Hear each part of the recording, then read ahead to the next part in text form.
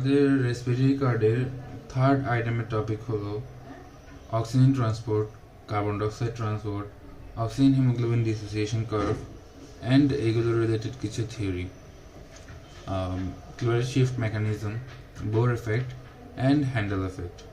তাহলে আমরা এখন অক্সিজেন ট্রান্সপোর্ট দিয়ে শুরু করব। ফার্স্টলি আমি ইজিলি বুঝাই দিব, দেন হলো এটা গাইডের ভাষায় কীভাবে লিখছে এটা বলবো। এক্ষেত্রে আমরা 5টা সাইট মনে রাখবো।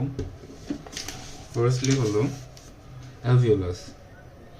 সাপোজ এটা অ্যালভিওলাস, দেন এখানে আছে হলো pulmonary capillary arterial end, then এখান থেকে আছে হলো tissue capillary arterial end. Obviously artery দিয়ে অক্সিজেন ট্রান্সপোর্ট হয়, তাহলে আমরা আর্টেরিয়াল এন্ড দিয়ে পড়বো। ইভেন কার্বন ডাইঅক্সাইডটা আমরা আর্টেরিয়াল এন্ড দিয়ে পড়বো, ভেনাস এন্ড আমাদের লাগবে না। আচ্ছা, দেন এখানে আসতেছে ইন্টারস্টিশিয়াল স্পেস, দেন এখানে আসতেছে সেল। তাহলে আমরা পাচ্ছি কি, ফার্স্টলি অ্যালভিওলাস, দেন হলো pulmonary capillary arterial end, then tissue capillary arterial end, then হলো interstitial space and then cell. Firstly হলো এখান থেকে অক্সিজেন, মানে অ্যালভিওলা থেকে অক্সিজেন, অ্যালভিওলাস থেকে অক্সিজেন ডিফিউশন হয়ে পালমোনারি ক্যাপিলারি আর্টেরিয়াল এন্ডে আসবে। দেন ওইখান থেকে অক্সিজেন ব্লাড দিয়ে ট্রান্সপোর্ট হয়ে টিস্যু ক্যাপিলারি আর্টেরিয়াল এন্ডে আসবে। ওইখান থেকে ডিফিউশন হয়ে ইন্টারস্টিশিয়াল স্পেসে যাবে, ওখান থেকে ডিফিউশন হয়ে সেলের মধ্যে যাবে। তাহলে অবভিয়াসলি এখানে একটা প্রেশার গ্রেডিয়েন্ট লাগবে। এখান থেকে এখানে প্রেশার কমে কমে দেন এখানে অক্সিজেনটা ট্রান্সপোর্ট হবে। তাহলে ফার্স্টলি অ্যালভিওলাসে অক্সিজেন থাকে কত, oxygen partial pressure of oxygen থাকে অ্যালভিওলাসের মধ্যে 104, and arterial end of pulmonary capillary এখানে থাকবে হলো 40। দেন এখান থেকে ডিফিউশন হইলো, অক্সিজেন ডিফিউশনের প্রেশারটা এখন বাড়তে থাকবে, 40 থেকে এটা বেড়ে আসবে কত, 95। তাহলে টিস্যু ক্যাপিলারি আর্টেরিয়াল এন্ডে কত আসবে, 95।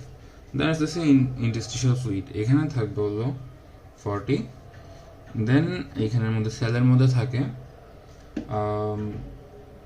এটা 40 চেয়ে কম থাকে, এটা 5 to 40 থাকে, অ্যান্ড অ্যাভারেজ থাকে হলো 23। তো আমরা 23 ধরবো। তাহলে এখানে প্রেশার গ্রেডিয়েন্ট কীভাবে কাজ করতেছে, ফার্স্টলি এখানে অক্সিজেনের প্রেশার বেশি অ্যালভিওলাসের মধ্যে, arterial end of pulmonary capillary এটাতে কম, তাহলে এখানে অক্সিজেন ডিফিউজ হবে। দেন এখান থেকে অক্সিজেন ট্রান্সপোর্ট হবে, দেন এখানের মধ্যে 95, এখানে 40, এখানে আবার ডিফিউজ হবে, দেন এখানে 40, এখানে 23, এখানে আবার ডিফিউজ হবে।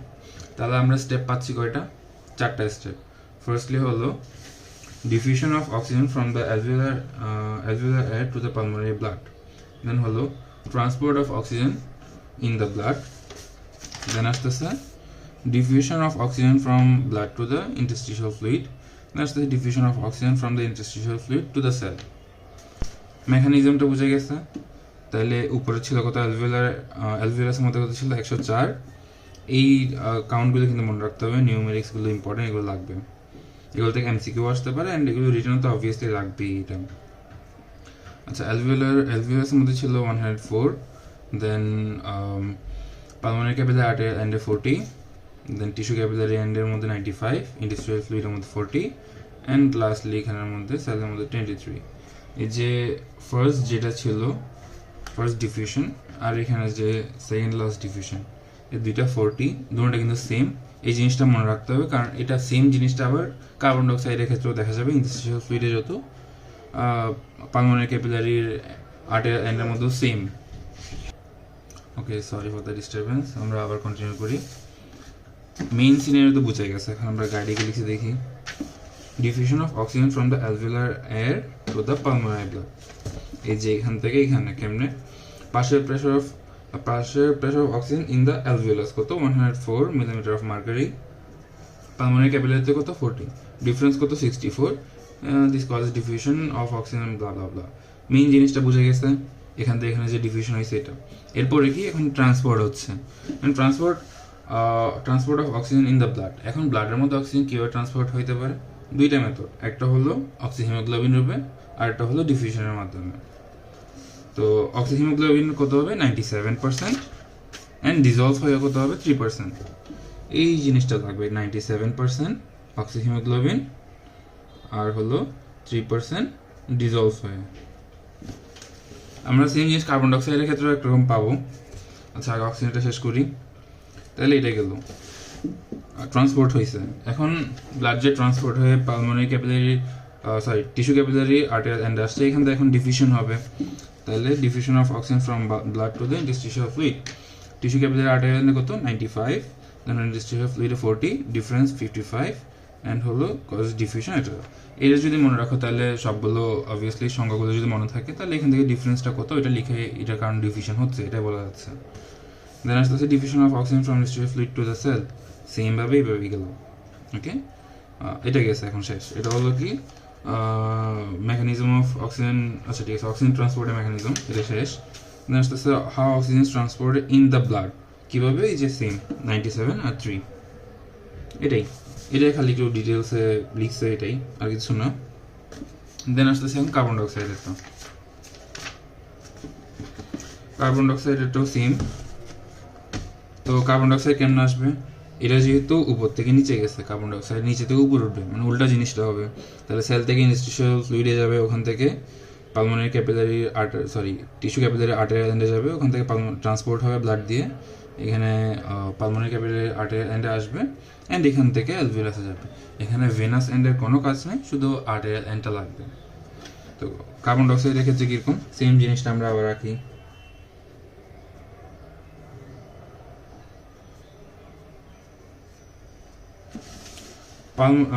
কার্বন ডাইঅক্সাইডের ক্ষেত্রে কীরকম হয় দেখো, এটা তো এখান থেকে শুরু হয়েছিল অ্যালভিওলাস থেকে।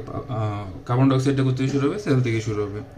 তাহলে ফার্স্টলি দেখবো সেলের মধ্যে কত, সেলের মধ্যে হলো 46, ইন্টারস্টিশিয়াল ফ্লুইডের মধ্যে 45, দেন এই এন্ডের মধ্যে 40, দেন হলো এখানে পালমোনারি ক্যাপিলারি এন্ডের মধ্যে 45, দেন এখানে লাস্টলি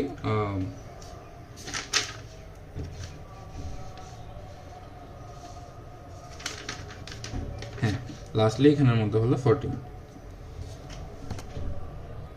তাহলে এখানে কি হচ্ছে দেখি, এখানে ফার্স্টলি সেলের মধ্যে আছে 46, দেন ইন্টারস্টিশিয়াল ফ্লুইডের মধ্যে আছে 45। তাহলে এখানে একটা প্রেশার গ্রেডিয়েন্ট ক্রিয়েট হলো, তাহলে কার্বন ডাইঅক্সাইড সেল থেকে বের হয়ে ইন্টারস্টিশিয়াল ফ্লুইডে আসবে। দেন এখানের মধ্যে টিস্যু ক্যাপিলারি আর্টেরিয়াল এন্ডের মধ্যে আছে হলো প্রেশার 40, তাহলে আবার প্রেশার গ্রেডিয়েন্ট কার্বন ডাইঅক্সাইড এখান থেকে আসবে, দেন এখানে ব্লাডের মাধ্যমে ট্রান্সপোর্ট হবে, ট্রান্সপোর্ট হয়ে এখানের মধ্যে আসলো কত, যে প্রেশার গ্রেডিয়েন্ট ছিল, তো যেহেতু কার্বন ডাইঅক্সাইড আসছে প্রেশারটা বাড়তে থাকবে না, বেড়ে এটা কত হবে 45 হবে।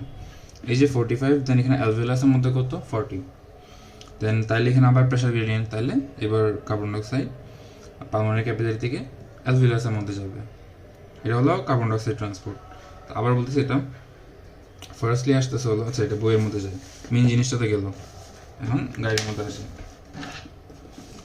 Diffusion of carbon dioxide from the peripheral tissue cells into the interstitial fluid. তার মানে ফার্স্টলি সেল থেকে এখানে ইন্টারস্টিশিয়াল ফ্লুইডের মধ্যে যাবে।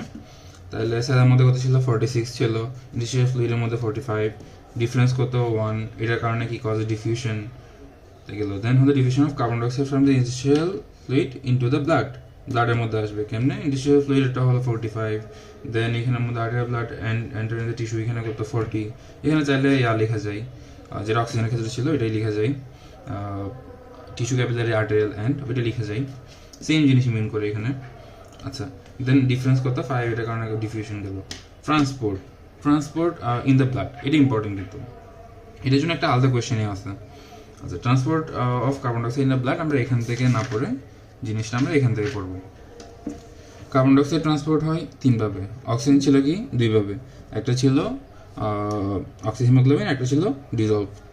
আর কার্বন ডাইঅক্সাইডটা হবে ডিজলভড, দেন হলো বাইকার্বনেট অ্যান্ড হলো কার্বমিনো কম্পাউন্ড হিসেবে। ডিজলভ স্টেটে কত 7%, আর বাইকার্বনেটে 70%। তার মধ্যে পটাশিয়াম বাইকার্বনেট হবে আরবিসিতে, সোডিয়াম বাইকার্বনেট হবে প্লাজমাতে। কারণ আমরা জানি আরবিসির মধ্যে পটাশিয়াম বেশি থাকে অ্যান্ড প্লাজমার মধ্যে সোডিয়াম বেশি থাকে। তাহলে পটাশিয়াম বাইকার্বনেট কোথায়, আরবিসিতে, সোডিয়াম বাইকার্বনেট কোথায়, প্লাজমাতে। হচ্ছে কার্বমিনো কম্পাউন্ড হিসেবে বাকি কত থাকলো 23% থাকলো, 23%। কীভাবে কার্বোমিন হিমোগ্লোবিন হিসেবে থাকবে হলো আরবিসিতে, আর কার্বোমিন প্রোটিন হিসেবে আরবিসি অ্যান্ড প্লাজমা বোথ। তাহলে এটা কি কার্বন ডাইঅক্সাইড, এটা অক্সিজেন, এটা গেল। তাহলে আমরা এখানে সেম কার্বন ডাইঅক্সাইড এটাও লিখি। এটা হলো ফার্স্টলি 7% হলো ডিজলভ, দেন 70% হলো বাইকার্বনেট, দেন আসতেছে হলো 23% থাকবে কি কার্বোমিনো কম্পাউন্ড। এই জিনিসটা একটা আলাদা কোয়েশ্চেন, এই জিনিসটা লাগবে ভাইভাতে জিজ্ঞেস করতে পারে এই জিনিসটা। তাহলে আমরা ট্রান্সপোর্ট করছি, ট্রান্সপোর্ট করে এখানে আসলাম, এটা কি পালমোনারি ক্যাপিলারি আর্টেরিয়াল, এখানে আসলাম। দেন কি এখানের মধ্যে transport of carbon dioxide from the blood to the lung, এই যে ব্লাড থেকে অ্যালভিউলাসে যাবে অথবা লাংয়ের মধ্যে যাবে। কেমন আর্টেরিয়াল এন্ডের মধ্যে কত 45, পালমোনারি ক্যাপিলারি আর্টেরিয়াল এন্ডে অ্যান্ড অ্যালভিউলার এর মধ্যে 40। দেন সেম ওই যে প্রেশার ডিফারেন্স কত কজ ডিফিউশন এটা। তাহলে এটাও শেষ হলো। এখানে মাঝখানে একটা জিনিস আছে, এটা হলো ক্লোরাইড শিফট। এটা কীরকম, আরবিসির মধ্যে যখন কার্বন ডাইঅক্সাইড গেছে, ব্লাডের মধ্যে যখন কার্বন ডাইঅক্সাইড গেছে, আরবিসির ভিতরে কার্বন ডাইঅক্সাইড অ্যান্ড পানি বাইন্ড করে বাইকার্বনেট তৈরি করছে। আবার এই বাইকার্বনেটটা ভেঙে যাবে, ভেঙে প্রোটন আর হলো HCO3- আয়ন তৈরি করবে, আয়নটা ডিজলভ হবে। এটা হলো কোথায়, এটা ছিল আরবিসিতে। প্লাজমাতে কি আছে, প্লাজমাতে থাকবে হলো ক্লোরাইড।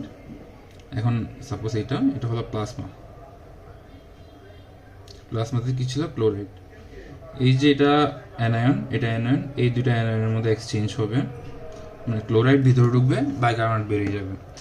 তো এটার পরটা কি, যেটা অতিরিক্ত বাইকার্বনেট ডিজলভ হয়ে যেটা HCO3- হবে, বাইকার্বনেট আয়ন হবে, সরি কার্বনেট আয়ন হবে, এটা ক্লোরাইডের সাথে এক্সচেঞ্জ হবে অ্যান্ড ক্লোরাইড ভিতরে ঢুকবে, আয়নটা বাইরে হয়ে যাবে।